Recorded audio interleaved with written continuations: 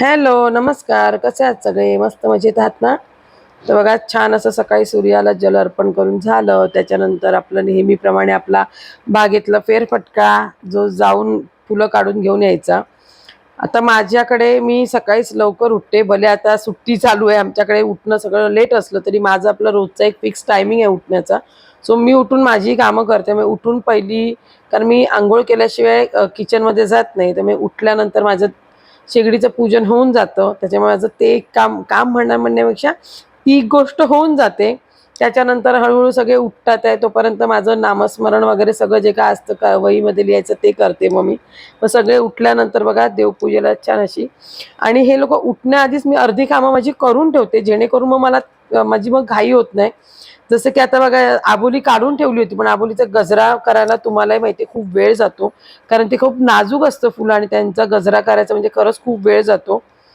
तर अशी छान बघा मी म्हणजे ते लोकं झोपले होते तेवढ्या वेळामध्ये मी ही कामं आटपून घेतली. कारण प्रत्येक कामाचं तुम्ही जर नियोजन जर केलं ना, तरच तुम्ही या गोष्टी करू शकता आणि एवढं काही मोठं नसतं. आपल्याला फक्त ते त्याची वेळेची सांगड घालता यायला पाहिजे.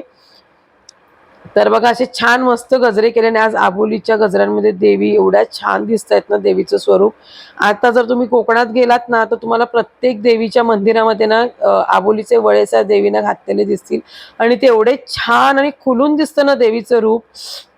तर माझ्याकडे तेवढी आबोली फुलत नाही आता कारण ही एवढी सगळी म्हणून एक वळेसार होणार. पण तेवढी फुलत नाही. पण मी तो प्रयत्न केला, की देवींना आज आपण आबोलीचेच गजरे करून घालायचे. तर असं बघा छान अशी देवाची पूजा झाली. त्याच्यानंतर आज गुरुवार होता म्हणून हळदीचं लेपन केलं. आता माझ्याकडे साचे आहेत, असं नाही की रांगोळीचे. पण मला काय माहिती नाही, पण सध्या ना हाताने रांगोळी काढायचं जाम हे झालंय.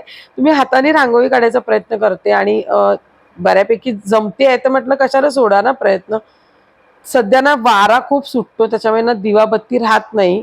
पण मी म्हटलं प्रयत्न केला. म्हटलं तुम्हाला दाखवण्याचा, पण नशीब की त्यावेळी वारा एवढा नव्हता. पण अशी बघा छान तुळशीची पण पूजा झाली. ह्या सगळ्या पूजा जेव्हा तुमच्या होतात ना सकाळी, स्पेशली तुळशीची, देवाची पूजा, उंबरठ्याची पूजा, त्यानंतर शेगडीची पूजा, ह्या जेव्हा तुमच्या पूजा होतात ना, त्याच्यानंतर बघा एक मनाला वेगळं प्रसन्न वाटतं. आता हे जेव्हा माझं काम चालू होतं ना, तेव्हा मी एका बाजूला मशीन लावली होती कपड्यांची, त्यामुळे माझं तेही काम झालं. आणि आज म्हटलं घरात एकटीच होती, आता काय जेवणाचं आज मला काय एवढं हे नव्हतं. तर म्हटलं काय करायचा प्रश्न. कारण बघा जेव्हा तुमची सगळी कामं व्यवस्थित वेळेत होतात ना, तेव्हा तुम्हाला ना डोक्याला चालना पण मिळते, की आपल्याला आता काय करायचं आणि काय बनवायचं. तसंच आज बघा झालंय. मी हा प्रकार कधी केला नव्हता आधी, फर्स्ट टाईम केला आणि तो मला आवडला म्हणून मी आज तुमच्यावर शेअर करते. तर घरात भोपळा होता, त्याला थोडासा किसला मी आणि त्याच्यात किंचित गूळ आणि थोडंसं मीठ घालून थोडा तो आधी शिजवून घेतला. त्याच्यानंतर बेसन, थोडंसं तांदळाचं पीठ आणि थोडंसं गव्हाचं पीठ त्याच्यामध्ये घातलं, थोडीशी मसाला घातला, थोडंसं मीठ घातलं कारण मी ऑलरेडी मीठ आधी घातलं होतं. थोडंसं हिंग घातलं आणि ते पीठ छान मळून घेतलं. आता एकटीच असल्यामुळे म्हटलं जास्त करायचं नव्हते. मी म्हटलं चला काहीतरी वेगळं करून बघूया. तर मी भोपळ्याचे पराठे असे करायला गेली आणि खरं सांगते छान झाले होते. गरम-गरम पराठे दहीसोबत मस्तच लागत होते. ते पराठे करताना ना तुम्ही एकदम नाही चपातीप्रमाणे पातळ करायचे किंवा एकदमही जाड नाही ठेवायचे. मीडियम आकारामध्ये तुम्ही लाटा आणि तव्यावर जेव्हा तुम्ही शेकाल ना, तर एक बाजू आधी पूर्ण शेकून घ्या आणि नंतर दुसऱ्या बाजूने परता. आता माझ्याकडे घरात तूप नव्हतं आणि पिठामध्ये थोडंसं मीठ कमी झालं होतं म्हणून मी त्याला पर्याय म्हणतात ना, जेव्हा आपली सगळी कामं जर झालेली असतील ना आणि आपल्या डोक्यात काही टेन्शन नसेल तर आपल्याला अशा आयडिया सुचतात. तर त्याला ना अमूल बटर लावलं. त्याच्यामुळे काय झालं अमूल बटरमध्ये नॅचरल थोडंसं मीठ असतंच आणि जे ते ह्याच्यामध्ये कमी होतं तर त्याचं बॅलन्सिंग म्हणतात ना ते झालं. त्याच्यामुळे तो पराठाही टेस्टला एवढा छान झाला ना. तर अशा बघा कधी-कधी आपली जर सगळी कामं वगैरे झाली असेल आणि डोक्यामध्ये विचार कुठले नसतील, तर असं आपल्याला वेगवेगळ्या रेसिपीज बऱ्याच वेळा आपल्याला सुचतं. बऱ्याच अशा गोष्टी आपल्याला सुचतात, ज्या आपण कधी विचारही केला नाही, का "अरे, माझ्याकडनं ही गोष्ट घडू शकते का?" तसंच काहीसं झालं आज या पराठ्यांच्या बाबतीत. मला माहीत नव्हतं कारण भोपळ्याचे घारगे किंवा पुऱ्या करतात इथपर्यंत माहीत होतं किंवा भाजी वगैरे. पण पराठे मी फर्स्ट टाईम केले आणि खरंच सांगते खूप छान झाले होते. तुम्ही पण नक्की करून बघा आणि आवडल्यास मला नक्की सांगा. त्याच्यानंतर बघा थोडा दुपारी आराम करून संध्याकाळची दिवाबत्ती वगैरे सर्व करून मग गेली मी मठात. मी दर गुरुवारी साईबाबांच्या देवळात आणि मठात जाते. पण मी असं दर गुरुवारी जातेच असं नाही. जेव्हा माझ्या मनाला वाटतं तेव्हा पण मी असं म्हणत नाही, पण वाटतं तेव्हा मी नक्की जाते.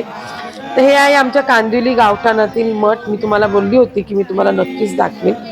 तर बघा असं छान आहे, छोटंसं आहे, पण तिथे गेल्यावर खरंच खूप प्रसन्न वाटतं. आजूबाजूला सगळी बिल्डिंग वगैरे आहेत, घरं आहेत, तरी देखील या मठामध्ये एवढं मनाला शांत आणि समाधान वाटतं ना, खरंच खूप छान वाटतं. आणि मी गेली तेव्हा भजन चालू होतं, त्यामुळे आणखी खूप छान वाटलं मनाला.